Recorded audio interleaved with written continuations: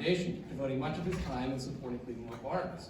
His personal project, Save the Salt, addresses the preservation of the Bonneville Salt Flats, and it has earned him numerous national awards and the opportunity to speak and exhibit in the UAE at the Xposure International Photo Expo with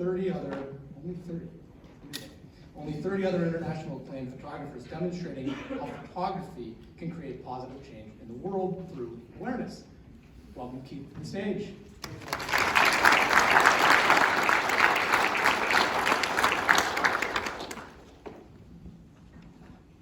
Pull this thing out of there. I hate standing behind lecterns. Yeah, let's go for it. Okay, so you got me. I'm Keith Berr, commercial advertising photographer located here in Cleveland, Ohio, in Asiatown. Really enjoy this town a lot, but you're wondering why I'm here talking about sustainability with this renowned group of other speakers. Well, it's because of this, sustainability, living within the resources of the planet without damaging the environment now in the future. Now, what Lynn and I have been doing, she's my partner, we've been working on a program for the last 8 years or so, and it's a pro bono program, and it's about the Bonneville Salt Flats. And the Bonneville Salt Flats is really dear to my heart. We created an ad campaign to try and sustain this place that is being destroyed by a major corporation, a chemical corporation that has been removing the salt for many, many decades. Now, once a year in Bonneville, it's a famous racetrack, people come from all around the world, the racers from everywhere. And we have machines that are doing 600 miles an hour. It is this beautiful, pristine, salt, flat lake bed most of the year.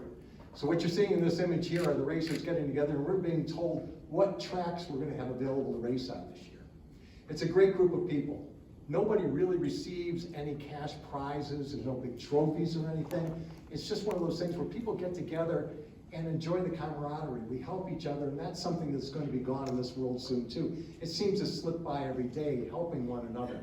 Well, it's still out there, and the only thing we get out there is that piece of paper that was being held in the hand, and that shows you the time that you set, and you go into the record books. Now, Bonneville is like no other place on the planet. You get there, and people from Cleveland, Ohio, we go out there, and you look at this image, and you go, hey, it's like, it's snow, it's cold, it's ice. It's not. It's hot. That's a salt base out there.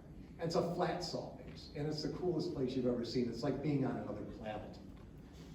Now, when people are racing out there, we have this beautiful, pristine surface. I mean, it's a gorgeous surface. It's just a wonderful place to be. But it isn't like this all the time. It rains out there. And because this is a salt-based surface, the rain, when it comes down, does not absorb into the ground. It actually is removed by the wind and by the sun. And this happened to us a couple of years ago. It was Bonneville Speed Week again, and what happened was it rained, and we were put out of business for that week. It was like, too bad, done. But the thing is, we persevered. We came back again the next year. But what happens when it rains out there like this, and it happens a lot of the year, the salt surface is dissolved into the water. And there's a mining company called Entrapment, and the Bureau of Land Management has given them this property for the last, it's half a century now. And this is what they're doing to it. They've taken what was 100,000 acres and reduced it down to 30,000 acres. The salt was once 7 foot in thickness, and it's down to 1 and 2 inches right now. It's almost dangerous to walk on it, and it's almost totally destroyed. What I'm showing are photographs of the way it is today. I'd like it to be like it was in the yesterdays that I've never seen, but it's scary. So what we're working with the campaign that we've come forward with is to bring awareness to the public. And in bringing awareness to the public, we're hoping to make change. And we've done a lot of research on that. And the monies that we raise are used to bring in engineers and such. And we've been drilling, we've been finding how fast is it going away? Do we have any time to save it? And I think that we do. And we're coming up with some solutions. And some of them are addressing with Intrepid. But finding other people to help and to spread the whole message, to get our ad campaign out there has been fairly successful. We were actually invited this last year to go to Sharjah. Mike was just talking about that, in the United Arab Emirates. And the king invited 29 other photographers, 30 of us in total, that were using our imagery to make a change in the world, to bring awareness to things that are really close to our hearts. And so I was invited out there and very honored to be so. It was a great group of people that we had there. Actually, people from National Geographic were there. A good buddy of mine, Dave Burnett, who was speaking down here, all-time war photographer for Life and Time magazine. And another buddy of mine that was Obama's photographer for the last oh my gosh, 8 years, right? When he was in the house there. It was a beautiful thing. And we all got to talk together about what we've done with our imagery and how we do make changes. Now, we're mugging in front of the camera. Dave's giving me a picture he took of me with the king, talking to the king about salt, and I'm being awarded a little something, thank you, for coming out there all this way and being a part of this event by His Royal Excellency. It was a lot of fun, but it shows that the message, if we have something, and I'm from Cleveland, Ohio, if we have something to give, we can do it, and we can get change happening in the world just by being passionate about what we're doing. Now, the images that I created for this campaign, it's Bonneville, it's Save the Salt, Stop the Death of a Historic Landmark, and it is a historic landmark. These are not images of the way it is today. I have actually taken pictures of the salt by themselves. I've taken pictures of the mountain by themselves and the skies by themselves, and these are full photo assemblies here. They're pictures of art, and I want people to see this piece of art. It was what it once was, and it is what it can be again in the future if we work together to make it so. So my drive is to make it so.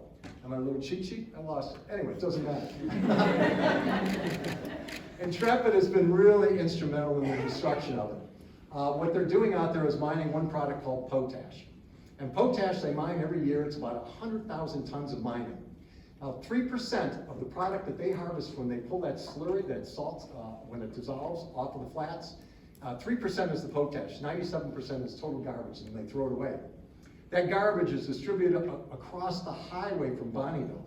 Presently, there's approximately 250 million tons of that garbage across the highway. So in essence, Bonneville Salt Flats are sitting across the highway from the Bonneville Salt Flats. So what we're trying to do, and what our research scientists have been working with us on doing, is can we dissolve that salt? Can we dissolve that garbage to Intrepid and pump it back out to the salt flats and see if we can make a difference with it? And the results that we're getting are saying, yes, pretty much so. I think we can do that. So we've got Intrepid working with us, which is a great thing. But it's hard to make them work too hard because, gee, they're only making $300 to $800 a ton for 100,000 tons a year. Yeah, they got the money to do it. It's just lighting a fire underneath them and making them responsible for what they're doing out there. We got the state of Utah to kick in $5 million this year if the United States government matches, and it's a $45 million ticket we're asking for the government. If they match that, we actually have an infrastructure that we can build with $50 million to pump this salt waste back across over to the salt flats. So that's what I'm up to. A kid from Cleveland, Ohio, a guy from Cleveland, Ohio. Lynn and I do this on our own. We don't get paid for it. It's a pro bono thing. We pay for our airfare, we pay for our hotels, our meals, everything out there. And we do it to try and save the salt. And that's what's really important to us, is taking the opportunity to do something yourself and make a change in the world today. Let's try and do it all ourselves. KeithBerr.com, Save the Salt Organization is the group I work with. Take a look at us online and see if you'd like to assist us, or pick your own project to work on and make something happen. Thank you.